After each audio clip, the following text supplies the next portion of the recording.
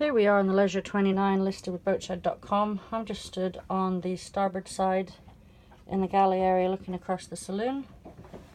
Just taking you forward. Got the forward cabin being used for storage at the moment. The owner is keeping the cushions at home. We got our storage on the starboard side, a door here that pulls to close that cabin off. You got the heads on the port side here. I'm just spinning around. You got the saloon again. And walking back towards the aft, you've got the galley on the starboard side.